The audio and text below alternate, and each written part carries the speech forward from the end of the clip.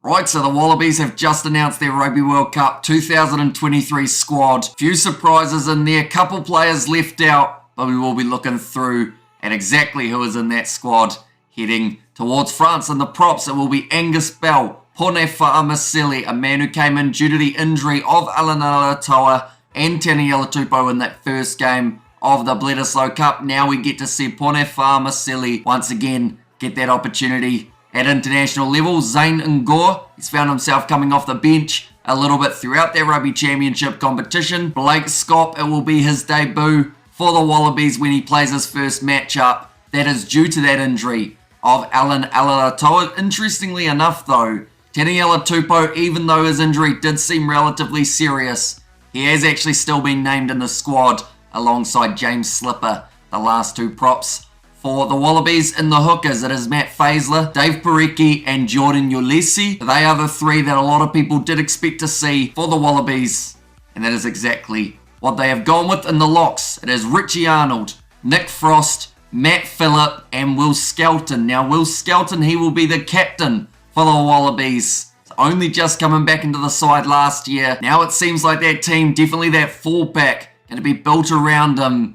And I'm looking forward to seeing what he can do. He's a massive unit. He has got huge potential for the Wallabies here. And I am curious to see how his captaincy side of things goes. Mainly because they have left out a few of the other more notable names that could have had the captaincy opportunity. One of which being Michael Hooper, not to be seen in this Wallabies side. That is due to injury. Unfortunately, they're not sure whether or not he will be alright for any of this World Cup. So due to that, they decided not to take the risk, but in the back row they have gone with Langy Gleeson, Tom Hooper, Rob Leota, Fraser McWright, and Rob Bellatini. So just going with the 5 back rowers, that means no Jed Holloway, no Michael Hooper like I mentioned, and also no Pete Samu, which I think some people may say is a little bit of a surprise. Also Harry Wilson still yet to get his opportunity for the Wallabies at this point, but I'm sure he will be amongst the Australia A side. So still a little bit of a chance that he can make his way to that World Cup. In the backs,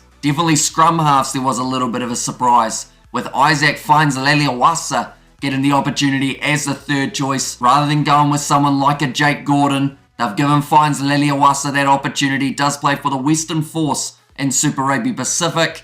And now he is one of the 3 scrum halves alongside Tate McDermott, who is the vice captain, and also Nick White. Huge amount of experience there. Whether they go with him in the starting lineup or off the bench, he will be able to have quite the impact. Fly halves, this is where it gets interesting.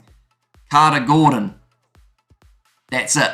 No Quade Cooper, which I think surprised quite a few people not hearing his name in the announcement. Eddie Jones, he mentioned that Quade's still dealing with a little bit of an Achilles injury. They're not sure whether or not he will be match fit. There's a chance that he could be fit for that game up against the French in the warm-up, but whether or not he makes it into the finalised squad, unfortunately they do just have to wait and see. But I'm sure that they want to have an experienced player like Quade Cooper available for the Wallabies. And it does put a lot of pressure on Carter Gordon to perform. He had a few games throughout the Rugby Championship, 2 up against the All Blacks in the starting side, 1 up against the Springboks coming off the bench. And now he might be expected to be that full-time number 10. The centres, Lulakai Feketi, Samu Karevi, Isaiah Perezi and Jordan Pataya. So no Len Nikitau, we knew he was going to be missing this World Cup due to injury though, which is a bit of a shame as he was in some brilliant form. Outside backs, they have gone with Max Jorgensen as the first man there, so that will be his Wallabies debut when he gets his first chance. Andrew Callaway,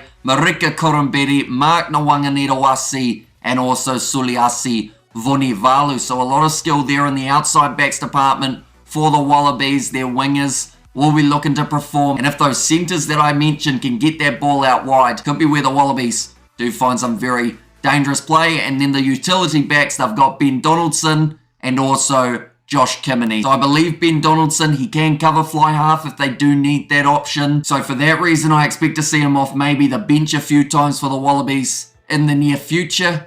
But this is the 33-man squad that they have confirmed. Eddie Jones, he said that he's looking towards this World Cup, but also 2027, bringing in some new blood and seeing whether or not they're able to handle that pressure. But thank you all very much for tuning in to this very short Wallabies announcement video. Do let me know what you think of the squad in the comments down below. Who is a player you would have loved to see in there? And who do you think of the players they've selected will be the one who is able to stand out? But we will be doing the lineup announcements for the Wallabies throughout the World Cup, previews, reviews, and also the live commentary for all of their fixtures. But thank you all very much for tuning in, and I will see you all for the next one.